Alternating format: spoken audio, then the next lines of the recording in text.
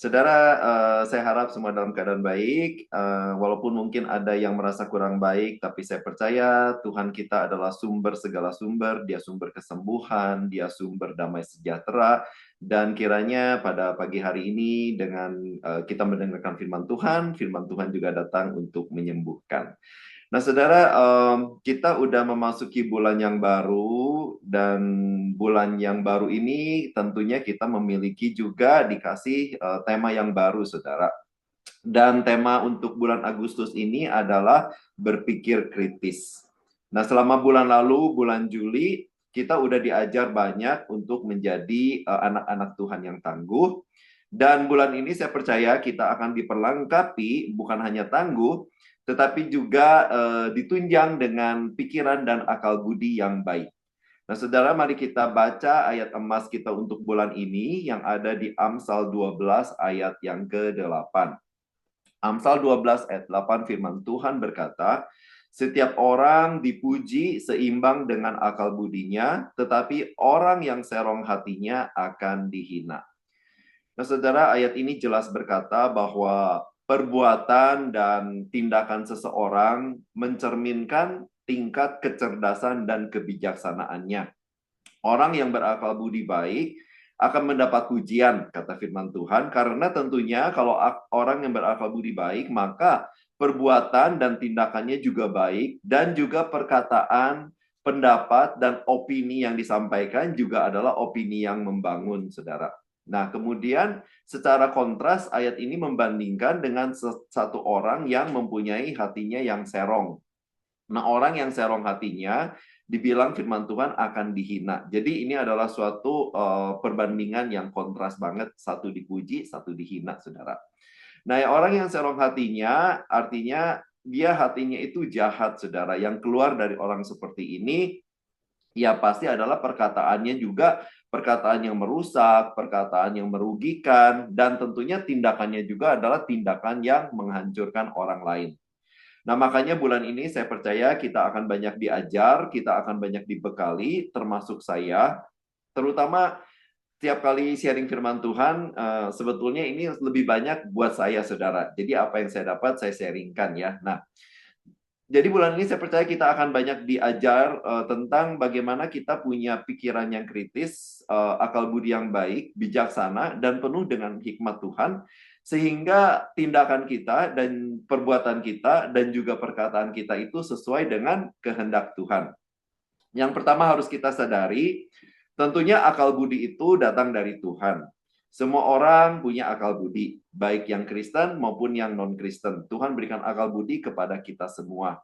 Tapi pada saat kita percaya, kita menerima Tuhan sebagai juru selamat, nah pada saat kita percaya pada Tuhan Yesus, kita bertobat, kita lahir baru, maka akal budi kita seperti yang kita udah belajar di Roma 12 ayat 2 dikatakan kita akal budi kita diperbaharui dari hari ke hari.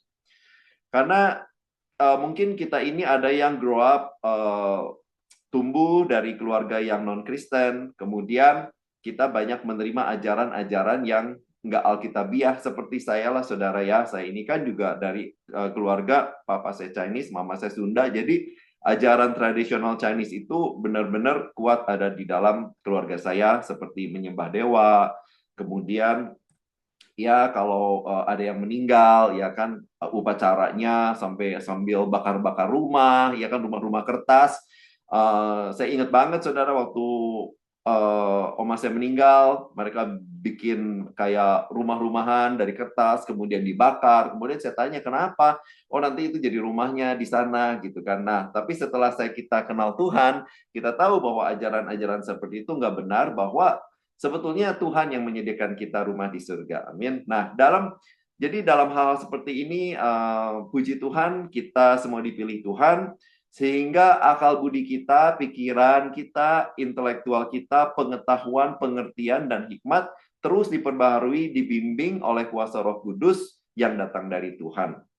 Nah, jadi dalam menghadapi semua perkara dalam kehidupan kita, kita itu kan pasti kalau menghadapi semua perkara dalam hidup kita itu kan kita pasti melibatkan akal budi dan pikiran ya kan. Mulai dari hal yang paling simpel, gimana kita memikirkan keputusan atau jalan keluar, mulai dari hal yang paling simpel sampai hal yang paling kompleks, pasti kita menggunakan pikiran dan akal budi kita. Nah, tapi tadi Amsal bilang, orang yang bijaksana itu harus menyeimbangkan akal budinya karena pasti akan dipuji. Saudara, jadi firman Tuhan ini bilang bahwa kita harus belajar untuk menyeimbangkan akal budi kita, common sense kita, untuk menyelesaikan masalah-masalah, persoalan, dan semua perkara yang terjadi dalam kehidupan kita. Jangan sampai karena kalau kita kurang berakal budi dan kurang hikmat, maka kita akan keluar dari jalur Tuhan, kita akan keluar dari jalan Tuhan, kemudian kita nggak sadar menentang firman Tuhan, kemudian menjauh dari Tuhan, karena kenapa sudah sering akal budi kita itu yang kita hadapi setiap hari di dalam dunia, kehidupan kita sehari-hari, itu bertentangan dengan kebenaran firman Tuhan. Kan kita tahulah, firman Tuhan kan mengajar kita itu harus saling mengasihi, mengasihi orang lain seperti mengasihi diri sendiri. Bahkan kita harus bisa mengasihi orang yang menyakiti kita, dalam tanda kutip musuh kita, saudara. Ini kalau ngomong gampang, tapi kalau kita lakukan, kita praktekkan, nggak semudah itu kan, saudara. Kalau kita disakiti orang, kemudian kita harus mengasihi juga, saudara. Karena kan kalau dunia mah bilang ya, udah cuekin aja, kalau bisa balas aja gitu kan, saudara. Nah, firman Tuhan juga bilang kita harus rendah hati, biar kita itu semakin kecil, Tuhan semakin besar. Kalau pepatah Indonesia bilang seperti ilmu padi, saudara, semakin berisi, semakin merunduk. Tetapi kan dunia mengajarkan kebalikannya, saudara. Semakin tinggi, kita itu harus semakin dipuji, semakin ditakuti, semakin dihormati, ya kan? Nah, kemudian apalagi, saudara, firman Tuhan mengajarkan kekudusan. Tapi bagi dunia, hari-hari ini kekudusan adalah sesuatu yang kuno, bahkan dicemooh. Firman Tuhan juga bilang, siapa yang mau menjadi yang terbesar, dia harus melayani. Tapi dunia bilang, saya yang harus dilayani. Banyak sekali hal-hal bertentangan, saudara. Menabur, ya kan? Firman Tuhan bilang, siapa menabur banyak, menyebar harta, dia malah akan berkelimpahan. Sedangkan yang hemat-hemat, yang pedit-pedit, makin kekurangan. Sedangkan dunia kan bilang, makin pedit, semuanya simpan buat saya sendiri akan berkelebihan. Semuanya kebalikannya, saudara. Nah, dalam hal-hal inilah kita mesti belajar menyeimbangkan akal budi kita dengan kebenaran firman Tuhan, sehingga nanti pada saat kita mengambil keputusan, apapun itu, saudara, kita itu bisa mengambil dengan hati yang tenang dan selalu minta hikmatnya Tuhan. Kita harus tahu bahwa kita sebagai anak-anak Tuhan, standar hidup kita itu lebih tinggi dibandingkan orang-orang yang tidak kenal Tuhan, saudara. Dan itu nggak gampang, saudara, ya. Tapi ya, the truth is we have a higher calling. Jadi akal budi kita juga harus lebih tinggi yang datang dari pimpinan Tuhan dan Roh Kudusnya. Saudara ingat waktu Tuhan Allah pilih Musa untuk memimpin bangsa Israel keluar dari Mesir. Kemudian apa yang respon Musa pada waktu itu? Musa komplain, Musa mengeluh kepada Tuhan. Musa ngomong kepada Tuhan, gimana Tuhan, ya kan? Gimana nih cara saya ngomong ke bangsa Israel, ngejelasinnya tuh gimana? Gimana saya mesti ngomong ke Raja Firaun? Gimana caranya? Gimana gitu kan? Nggak kepikiran caranya gimana, ya kan? Musa terus bilang, aku ini benar-benar nggak pinter, aku ini bodoh, aku ini berat mulut dan berat lidah. Kata Musa begitu, saudara.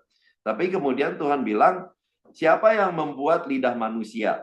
Tuhan bertanya begitu. Kemudian Tuhan tanya lagi, siapa yang membuat orang bisu atau tuli? Siapa yang bisa membuat orang melihat atau buta? Bukankah aku, yakni Tuhan? Kemudian di Keluaran 4 ayat 12, Tuhan berkata kepada Musa begini, saudara. Oleh sebab itu, pergilah, aku akan menyertai lidahmu dan mengajar engkau apa yang harus kau katakan. Saudara, ingat baik dari ayat ini, Tuhan juga mengatakan kepada kita semua, Tuhan akan mengajar akal budi kita, sehingga kita itu tahu harus berbuat apa, tahu harus berkata apa. Yakobus 1 ayat 17 berkata, setiap pemberian yang baik dan setiap anugerah yang sempurna datangnya dari atas, diturunkan dari Bapa segala terang.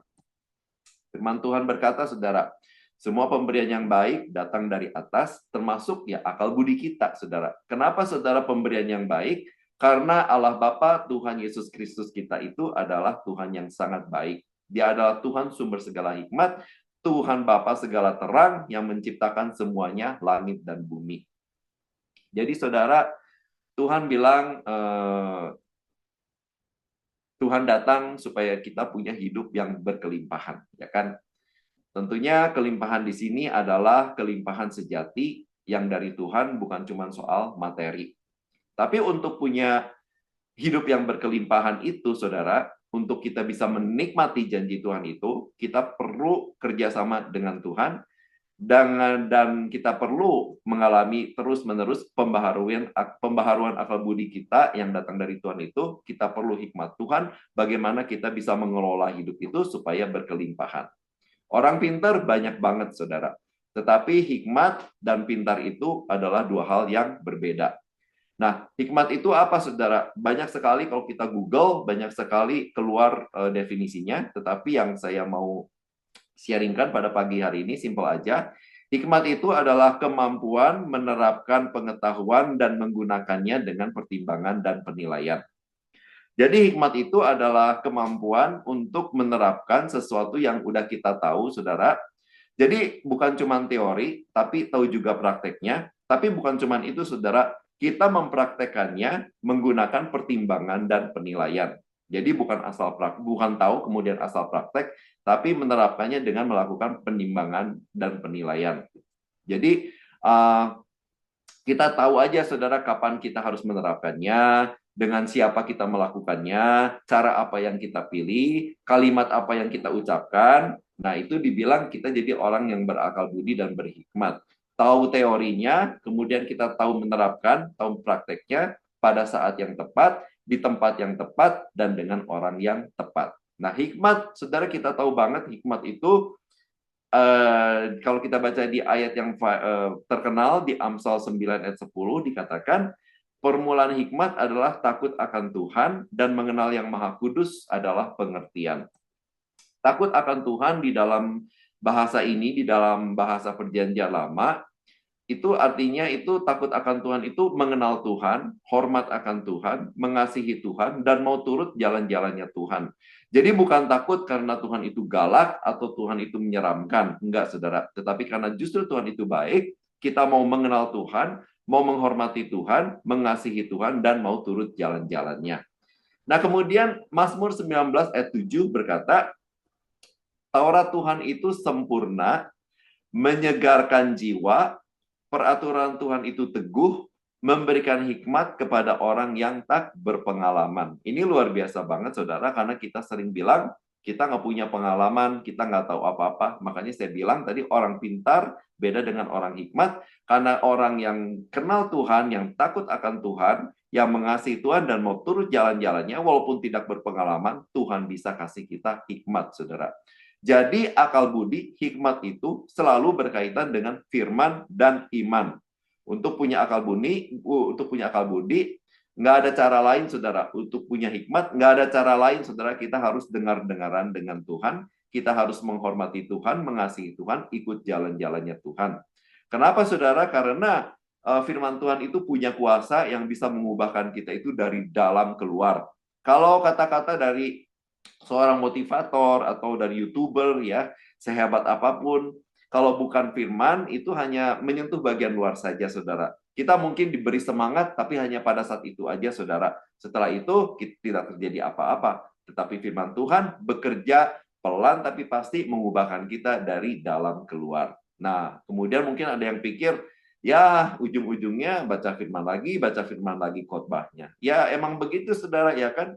Emang awalnya itu, saudara, mau nggak mau punya akal budi, mau punya pikiran kritis, mau punya hikmat, ya harus baca firman tuh, saudara, ya kan? Saudara, berapa banyak dari kita yang pernah baca firman Tuhan back to back dari Kejadian sampai Wahyu, saudara, ya kan?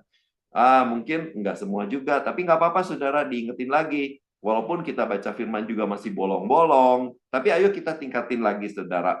Walaupun kita baca firman itu secara cepat-cepat karena nggak ngerti, nggak apa-apa saudara. Mulai kita baca nggak usah buru-buru, toh nggak ada yang kejar kita juga kan ya saudara. Walaupun nggak ngerti, nggak apa-apa saudara, baca terus, nanti pengertian dan hikmat itu Tuhan kasih buat kita semua. Karena apa yang kita masukkan itu juga yang akan keluar. Semakin banyak firman yang kita masukkan, saudara, semakin banyak hikmat yang bisa kita keluarkan dalam menghadapi situasi dan persoalan yang kita hadapi. Nah, lalu apa selanjutnya, saudara? Menarik banget, di Yakobus, kita mau baca ya, saudara. Di Yakobus, hari ini agak banyak firmannya, tapi nggak apa-apa, saudara, kita mau belajar. Nah, di Yakobus 3 ayat 13 sampai 18. Nah, saudara tahu Yakobus ini siapa? Sebagai latar belakang aja sedikit, saudara, Yakobus ini adalah saudara tiri sendiri dari Tuhan Yesus, ya kan? Jadi mereka grow up together karena mereka itu saudara tiri. Nah, tadinya si Yakobus ini juga nggak percaya bahwa Tuhan Yesus itu juru selamat, tetapi setelah Tuhan Yesus mati dan bangkit, baru dia percaya, dan dia dipercayakan Allah Bapa untuk menulis satu kitab di dalam Alkitab kita, yaitu kitab Yakobus. Dan kalau kita baca kitab Yakobus, saudara, Yakobus ini banyak mengajarkan kepada kita kalau dia bilang begini, kalau kita percaya Tuhan Yesus, harus tunjukkan di dalam perbuatan. Salah satu ayat terkenal yang dia tulis ada di Yakobus 2 ayat 26.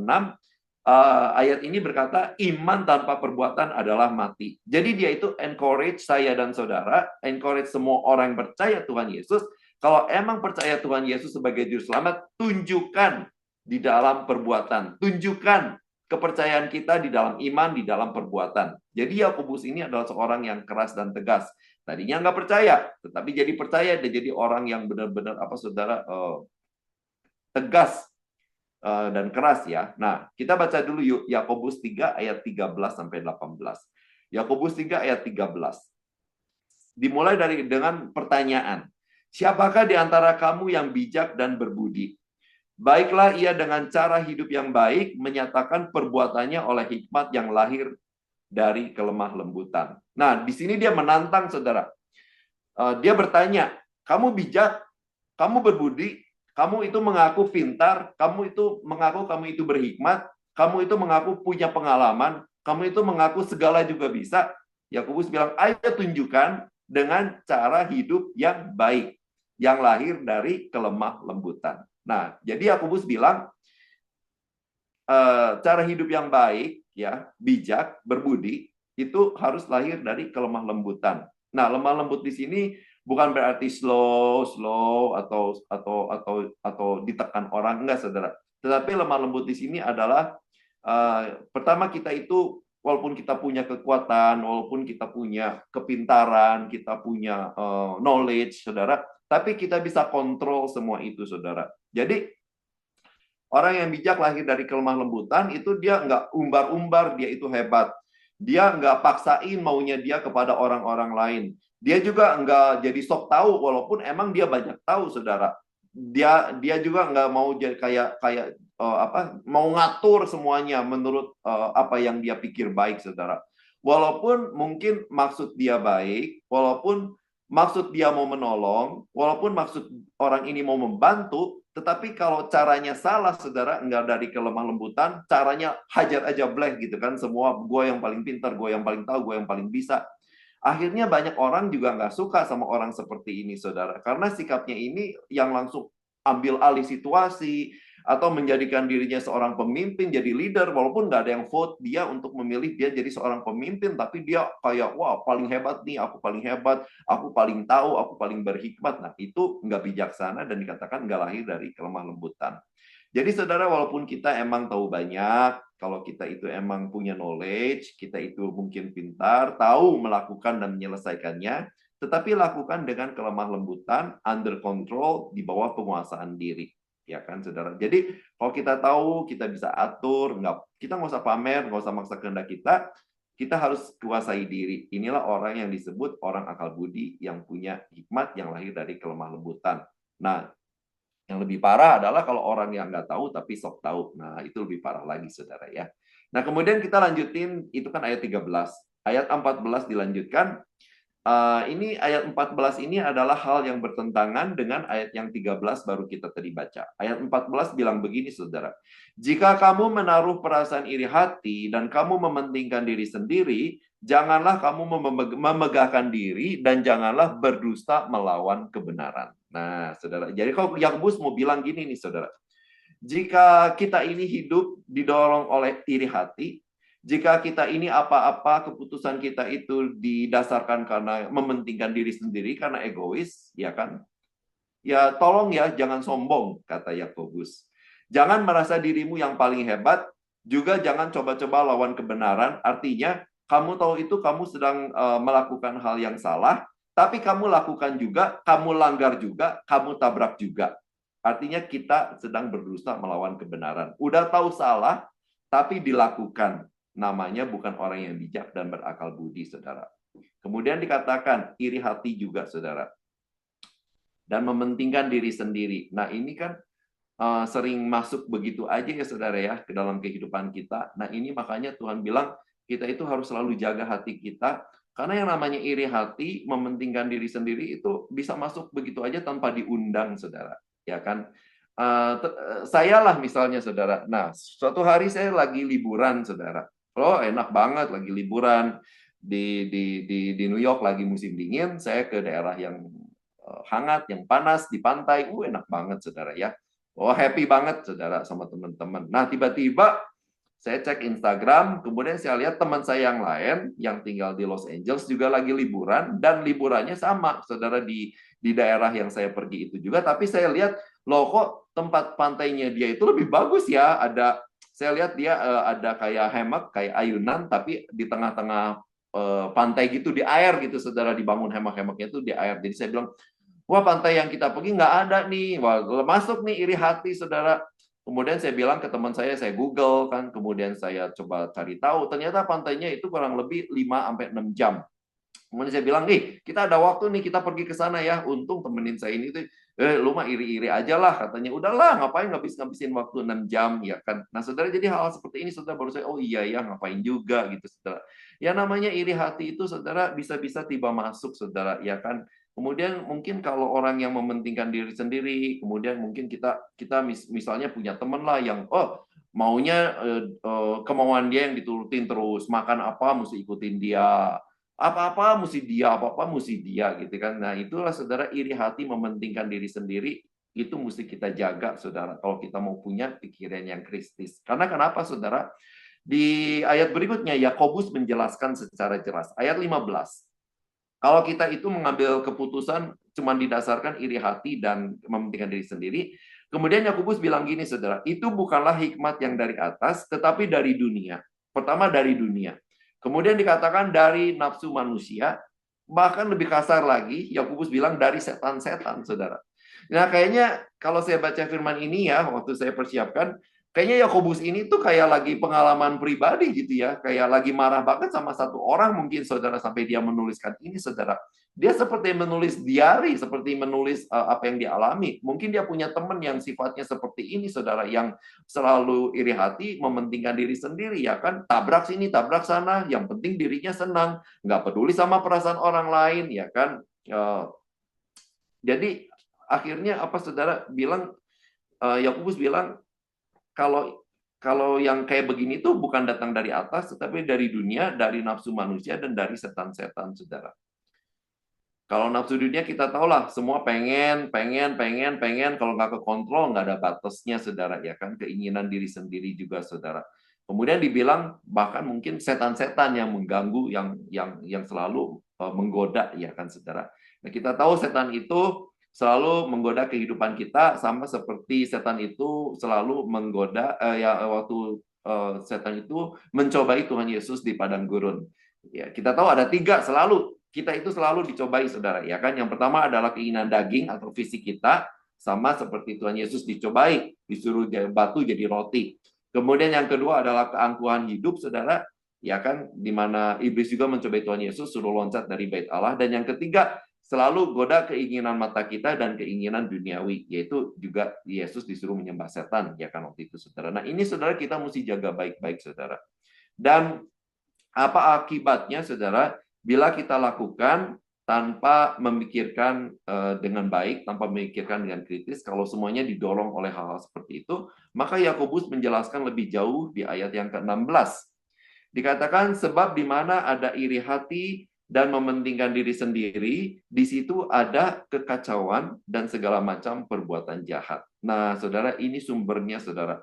Kalau kita lihat mungkin, oh, hidup saya agak kacau ya sekarang ya, kemudian mungkin keluarga juga agak kacau, pekerjaan juga nggak benar.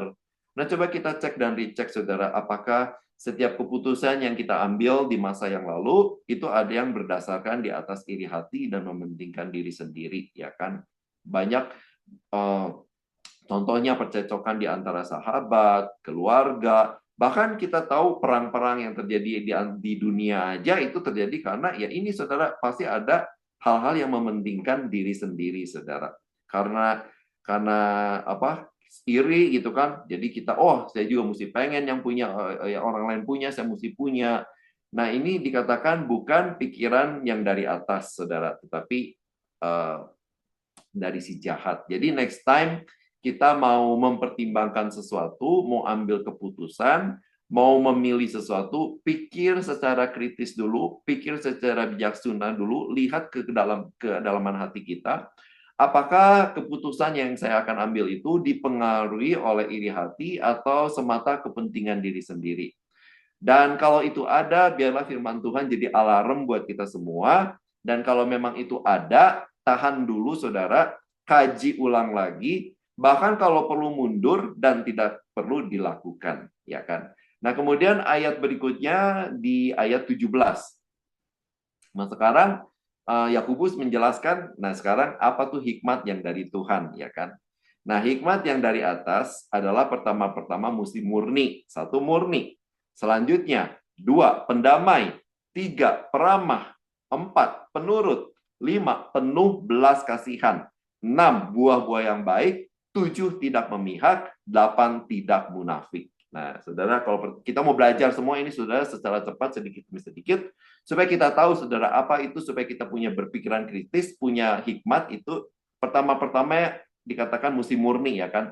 Kembalilah, murni itu siapa, saudara? Murni itu Tuhan, dan Tuhan itu adalah firman, ya kan? Karena kan Yohanes 1 ayat 1 berkata, pada mulanya adalah firman. Firman itu bersama-sama dengan Allah, dan firman itu adalah Allah. Ya, kembalilah, bagaimana kita bisa berpikir kritis, bijaksana, mempunyai hikmat, mengambil keputusan yang benar, ya kan, dalam mengelola hidup kita supaya kita menikmati hidup yang berkelimpahan seperti yang Tuhan mau di dalam keluarga kita, di dalam keuangan kita, di dalam kesehatan kita. Apapun itu perlu mendasarkan kepada kebenaran firman Tuhan. Tapi kan kadang kita tanya, mana ada sih jawaban spesifik di firman Tuhan, kayak nanti saya mesti kerja kemana, sekolah di mana, invest duit mau di stok yang mana, ya kan?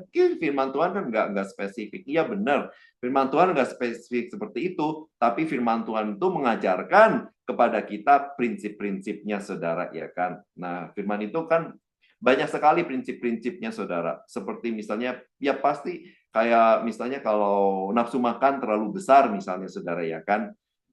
Kan Tuhan nggak bilang mesti diet berapa kalori, mesti kurangin karbohidrat yang ini. Enggak, saudara. Tetapi kan dia kasih prinsipnya. Misalnya aja, saudara, di Amsal 23 ayat 3 dibilang, taruhlah sebuah pisau di lehermu bila nafsumu besar. Nah, seperti itu, saudara. Artinya ya, yang kita mesti mengendalikan diri sendiri juga, saudara. Dan kemudian Tuhan juga kasih kita komunitas, ya kan? Komunitas sama-sama orang-orang yang takut akan Tuhan. Nah, nanti komunitas orang-orang ini yang punya prinsip yang sama, memegang kebenaran firman Tuhan, dan mereka bisa bantu kita, kan? Ada orang yang lebih berpengalaman di bidang invest, atau orang tua ini udah mengirimkan anaknya sekolah kayak gini. Nah, itu bisa jadi Tuhan juga kayak kasih orang-orang ini untuk bantu kita. Kita udah tahu prinsipnya, kemudian diteguhkan oleh orang-orang yang tahu kebenaran firman Tuhan juga, dan akhirnya kita bisa berjalan lebih spesifik, saudara, ya kan? Nah, artinya jadi landasan untuk berpikir kritis adalah kita harus kaya dalam firman Tuhan dalam hidup kita. Sorry to say, nggak ada cara yang lain, saudara. Kalau kita masukin yang murni, maka keluarnya juga adalah yang murni. Nah, kemudian setelah kemurni dikatakan tadi adalah pendamai, ya kan? Jadi pertama mesti murni dulu, saudara. Kedua baru pendamai. Jadi jangan kita korbankan kemurnian gara-gara kita mau damai. Gara-gara kita mau damai, kita bilang ya udahlah, salah juga nggak apa-apa lah, nggak apa-apa lah. Yang penting gua nggak ribut sama lu lah, gitu kan. Atau misalnya orang ini salah atau anak ini salah, tapi karena kita terlalu sayang, nggak mau tegur, ya nggak apa-apa lah, nggak apa-apa lah, gitu kan. Nah, ini pendamai yang salah, itu adalah pendamai yang artinya itu namanya bukan pendamai, tapi namanya kompromi, saudara. Nah, jadi yang pertama itu selalu mesti murni dulu, baru damai, saudara, ya kan? Setelah pikiran kita, hati kita, yang kata Tuhan, firman Tuhan bilang hati kita ini kotor, licik, nah dimurnikan, ya kan? Kemudian kita berusaha untuk bawa damai kemana kita pergi. Nggak cepat emosi, nggak cepat tersinggungan, nggak cepat kecewa, nggak cepat sedih. Kalau ada orang yang menyinggung kita nggak jawab dengan nada-nada yang makin tinggi, saudara, ya kan? Nah, teman saya bilang nih, kalau lagi panas, ya, lagi panas nih, di hati dan pikiran, jangan langsung ngomong apa yang ada di dalam pikiran kita itu, karena kalau lagi panas hati, lagi panas pikiran, kita langsung tumpah tuh kata-kata, saudara, yang pasti damai itu langsung jadi hilang, saudara. Jadi pikir dulu apa yang mau kita katakan, karena kadang-kadang kata-kata itu juga bisa melukai, saudara, ya, bahkan lebih parah daripada luka fisik, saudara. Karena kata-kata yang tajam itu juga seperti pisau, bisa meninggalkan goresan dalam di hati seseorang, dan sembuhnya kan kalau luka di badan kelihatan sembuh gitu, saudara. Tapi kalau luka hati itu kadang lama loh, saudara, sembuhnya, ya kan. Jadi sebelum kita melukai seseorang, pada saat kita marah, pada saat kita emosi, tahan dulu, saudara. Jangan, kita mesti ingat prinsip ini, bawa damai, saudara, ya. Jadi kalau ada kita mau ngumpat, caci maki, bahkan komentar yang nggak berguna, pikirin dulu dah, saudara, ya kan. Kemudian saya juga dengar teman saya bilang begini, Harry, kalau misalnya kita punya kenal satu orang, kemudian di dalam orang ini kita nggak lihat ada yang baik, misalnya, jangan diomongin lah, tapi kita doakan. Jadi jangan juga kita itu ngomongin orang, kejelekan orang, ya kan. Kemudian kita juga jangan cepat hakimi orang, menilai jelek-jelek orang lain, saudara. Nah, prinsip yang kedua ini biar juga masuk ke dalam kehidupan kita, kalau kita mau punya pikiran yang kristis, kita harus menjadi pembawa damai. Nah, maksud baik, kalau disampaikan dengan cara yang salah, mendaratnya juga kan nggak bagus, saudara, ya. Kadang-kadang malah maksud baik, tetapi disampaikan dengan nada tinggi, dengan marah, dengan emosi, bahkan bisa berakibat fatal dan membuat keadaan lebih buruk. Nah, pikirkanlah bagaimana saya dan saudara bisa membawa damai dalam setiap masalah yang timbul di dalam kehidupan kita. Nah, lalu berikutnya dikatakan peramah. Nah, tadi kan udah dibilang jangan emosi, ya. Kita pikirkanlah secara ramah bagaimana menyampaikan sesuatu itu dengan baik dan juga mempertimbangkan perasaan orang lain juga, saudara. Kita pikirkan kalau mau melakukan sesuatu, orang lain itu terbawa nggak ya dampaknya gitu. Kalau saya mau ngambil keputusan ini, apakah keluarga saya bisa terbawa akibatnya? Misalnya kita mau melakukan sesuatu yang buruk, kan kita itu misalnya buru-buru gitu kan. Kemudian kita pikirin apakah nanti in the future orang-orang yang saya sayangi, keluarga saya akan ada dampaknya gitu kan, saudara. Yang berpikir kritis itu berarti memikirkan apa yang akan terjadi di masa depan. Jangan peduli amat lah gitu kan. Ya, pokoknya sekarang aku lagi perlu duit, aku mau minjem uang ke bank walaupun bunganya tinggi gitu kan. Langsung ambil keputusan dengan emosi, saudara. Tapi pikirin dulu, kalau emang minjem sekarang dengan emosi, minjem uang ke bank dengan bunga tinggi, ya kan, saudara, nggak doa dulu, nggak tanya Tuhan dulu, ya kan, cuman pikirannya peduli amat lah, gimana nanti aja gitu kan. Nah, saudara pikirin, apakah nanti suatu hari keluarga saya itu ikut terbawa nggak ya kalau saya ambil loan yang bunganya tinggi ini. Nah, hal seperti itu, saudara. Jadi jangan gimana nanti, tetapi kita pikiran nanti gimana, saudara, ya. Nah, kemudian yang nextnya, saudara, adalah penurut. Bukan berarti penurut itu iya, iya, iya, segala iya, atau naif, saudara. Tapi kita itu mau dengar dulu pendapat orang lain, walaupun kita nggak setuju sama orang itu, walaupun kita nggak agree, tapi kita mau dengar dulu, saudara. Ya kan, jadi kalau kalau misalnya orang yang dekat sama kita bikin kita marah, bikin kita udah mulai emosi, mungkin kita udah ingetin orang itu, mungkin istri, mungkin suami, mungkin anak, udah kita ingetin berkali-kali, kamu tuh salah, jangan lakuin, tapi dia lakuin lagi, saudara ya kan. Kemudian langsung marah aja gitu kan. Kemudian orang ini bilang, dengerin dulu dong penjelasanku gitu kan. Enggak mau dengerin, saudara ya kan. Kalau kita nonton film drama itu kayak misalnya let me explain gitu kan. Terus wah biasanya langsung tuh bilang, oh, no, I don't need your explanation ya kan. Ya kalau nonton film drama-drama gitu seru, saudara. Tapi kalau kita hidup real life di dalam drama ya nggak seru ya, saudara ya. Nah, walaupun mungkin kita udah ingetin orang itu berkali-kali, walaupun kita lagi mungkin emang udah kesel, tapi kita bilang, ya udah, kamu jelasin why you do it again, ya kan? Kenapa kamu ini lakuin lagi gitu kan? Dengar penjelasannya, dan kita jadi pendengar yang baik. Kalau emang salah, baru pertimbangkan apa yang harus diperbuat, ya kan? Tapi dengar dulu lah penjelasan orang lain, dipikir dulu secara kritis, baru respon yang akan kita keluarkan. Karena kadang kita itu marah ya kan, keluar marah tanpa tahu kenapa orang itu melakukannya ya kan. Karena kan kita nggak bisa baca keadaan orang itu 100%, kita nggak tahu keadaan hati orang lain atau lagi gimana dia gitu kan, kita kan nggak tahu, saudara. Jadi dengar dulu sebelum kita itu ramah itu, saudara ya. Nah, lalu yang berikutnya adalah dikatakan belas kasihan. Belas kasihan itu firman Tuhan, kita harus mengampuni orang yang menyakiti kita sampai mengampuni terus ya kan, 7 kali 7 kali, iya seperti itu, saudara, prinsipnya, saudara. Kenapa, saudara? Karena kita juga udah diampuni oleh Tuhan Yesus terlebih dahulu. Nah, saudara, kalau saudara ingat di Yohanes 8, kalau kita pergi ke Yohanes 8, kita akan bertemu dengan seorang wanita yang sedang melakukan zina, dan wanita ini pada saat melakukan zina ketangkep sama orang-orang Farisi. Dan kemudian orang-orang Farisi ini menangkap wanita yang tertangkap basah melakukan zina ini, kemudian dibawa kepada Tuhan Yesus, yang pada pagi hari itu Tuhan Yesus sedang mengajar di Bait Allah. Lalu orang-orang Farisi ini bertanya kepada Tuhan Yesus, Tuhan, menurut hukum Musa, wanita ini harus dihukum dengan dilempari dengan batu. Itu kata orang-orang Farisi. Nah, sekarang menurutmu gimana? Gitu kan, kata orang-orang Farisi kepada Tuhan Yesus. Tapi Alkitab menceritakan Tuhan Yesus itu nggak langsung menjawab. Tuhan Yesus itu cuma Alkitab menceritakan bahwa Tuhan Yesus itu nunduk sambil menulis dengan jari-jarinya di tanah.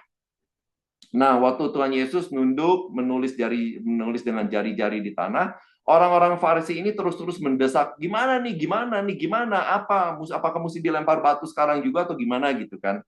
Nah, saudara, Alkitab nggak menjelaskan Tuhan Yesus itu menulis apa atau berapa lama ia menulis di atas tanah, tapi pasti ada tenggang waktu karena orang-orang Farisi ini dijelaskan terus-menerus mendesak Tuhan Yesus.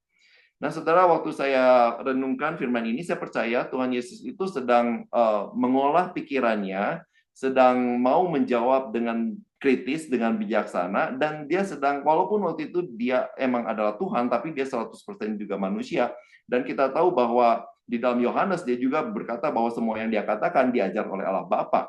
Dan pada saat dia udah mendapat hikmat, saudara, ya kan, setelah dia berpikir sambil menulis di atas tanah, dia berdiri dan menjawab. Tuhan Yesus menjawabnya luar biasa, saudara. Siapa di antara kamu ada yang tidak berdosa, hendaklah ia yang pertama melemparkan batu itu kepada perempuan itu. Nah, saudara, kita tahu kemudian satu persatu orang-orang yang mau melempari wanita itu pergi satu persatu, saudara. Nah, itulah, saudara, kalau dijawab dengan hikmat yang luar biasa, hasilnya luar biasa. Nah, saya sering diingatkan akan ayat ini, kalau pada saya sedang kesel, sedang marah, ya kan, kemudian saya bertanya kepada diri saya sendiri, apakah saya sudah stop menyakiti hati Tuhan Yesus? Apakah saya sudah stop dan melakukan dosa? Enggak, saudara. Tetapi Tuhan Yesus juga masih mengampuni saya, Tuhan Yesus masih memberi kesempatan kepada saya. Nah, jadi di dalam Yakobus ini dibilang adalah belas kasihan, kita mesti perpanjang juga belas kasihan kita, karena kita juga sudah dikasih belas kasihan oleh Tuhan Yesus. Kita mesti pikirkan pengampunan, extend your mercy, extend your belas kasihan, seperti Tuhan sudah melakukannya buat kita semua. Amin. Lalu yang berikutnya, saudara, dikatakan buah-buah yang baik. Ini adalah hal yang keenam. Nah, buah, saudara. Nah, buah itu kan tumbuhnya beda-beda, saudara. Ada yang cepat, ada yang agak lama, dan bahkan ada yang sampai setahun, 2 tahun baru keluar buah-buahnya, saudara, ya kan. Nah, jadi artinya apa, saudara? Mungkin kalau kita sekarang hidup kita kurang baik, saudara, menikmati buah yang kurang baik itu karena kita melakukan menanam sesuatu yang nggak baik di masa yang lalu, saudara, ya kan. Jadi kalau kita mau in the future kita mau memperbaiki yang hari ini, Tuhan bisa ampuni, Tuhan bisa pulihkan, saudara. Tetapi in the future, saudara, kalau kita mau menikmati buah yang baik, maka kita juga harus ambil keputusan yang baik, saudara, ya kan. Dengan demikian, kita pikirin masa depan kita, pikir dengan kritis apa yang kita lakukan hari ini, agar kita bisa memetik yang baik di masa yang depan.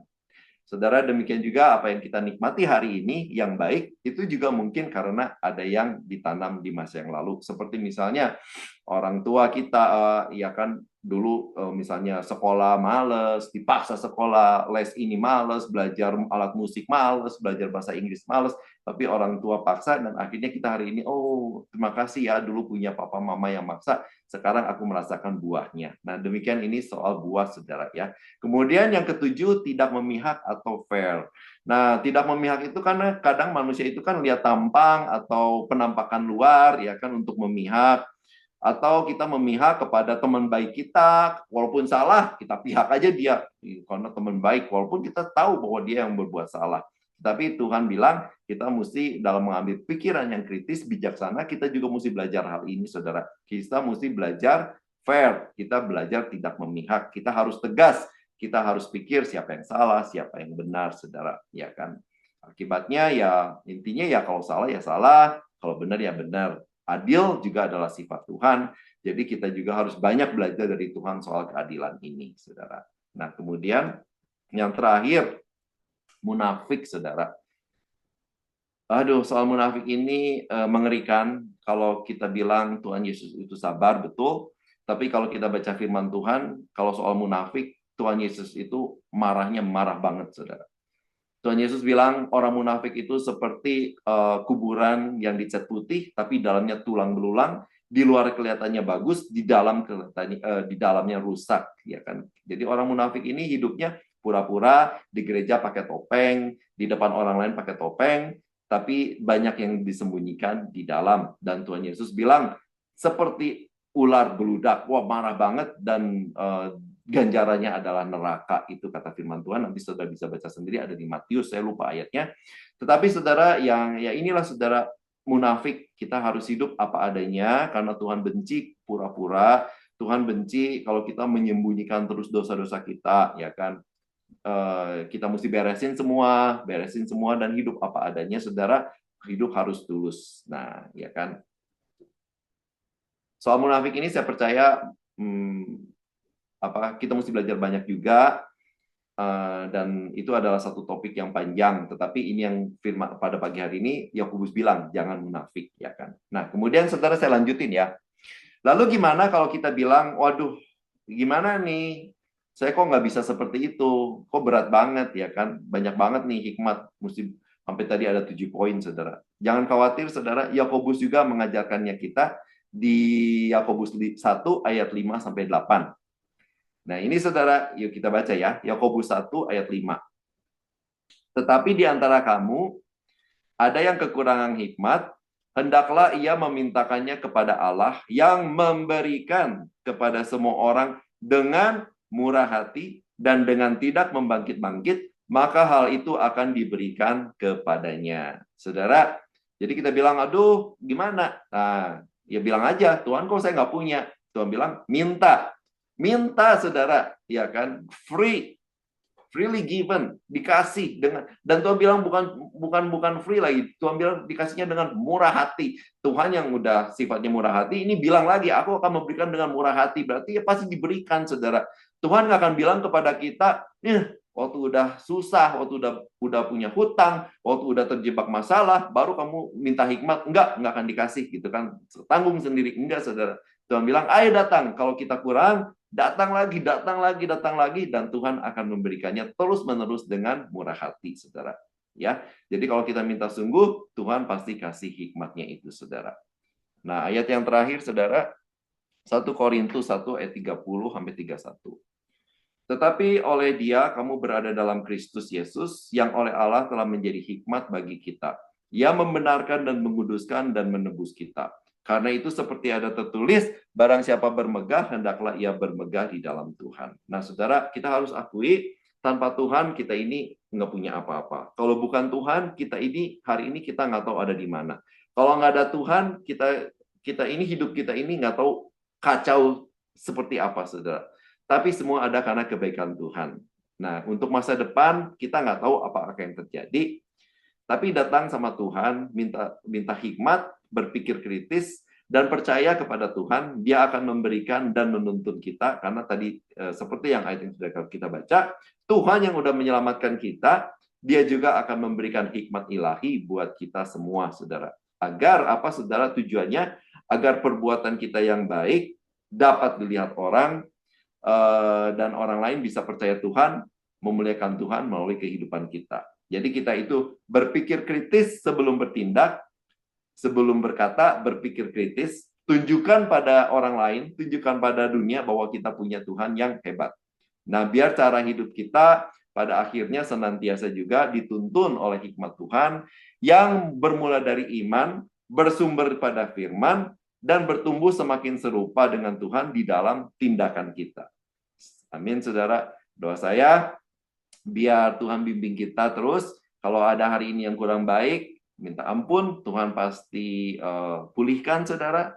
Dan untuk yang ke depan, Tuhan udah ajar bagaimana kita berpikir kritis, sehingga kita hidup bisa mengelola seperti yang Tuhan mau, bersama dengan Tuhan, kerjasama dengan Tuhan, mengelola semuanya, sehingga kita boleh menikmati apa yang namanya janji Tuhan buat kita, hidup yang berkelimpahan, dan hidup berkelimpahan itu dalam segala hal. Amin. Tuhan Yesus memberkati, dan renungkan, saudara, karena saya nggak sempurna, mungkin kata-kata saya juga menjelaskan juga saya itu sebetulnya nggak ada talenta untuk menjelaskan, tetapi renungkan, saudara, dan biar Tuhan itu bicara yang mengajar, one by one, person to person yang ada di tempat ini, karena Tuhan mengasihi kita semua, dan saya percaya Tuhan akan memberikan hikmat-Nya pada kita semua. Tuhan akan membimbing kita semua, keluarga saudara, anak-anak saudara, orang tua, semuanya. Tuhan akan kasih hikmat supaya kita bisa menikmati apa yang Tuhan sediakan di hari-hari depan kita. Haleluya. Tuhan Yesus memberkati. Amin.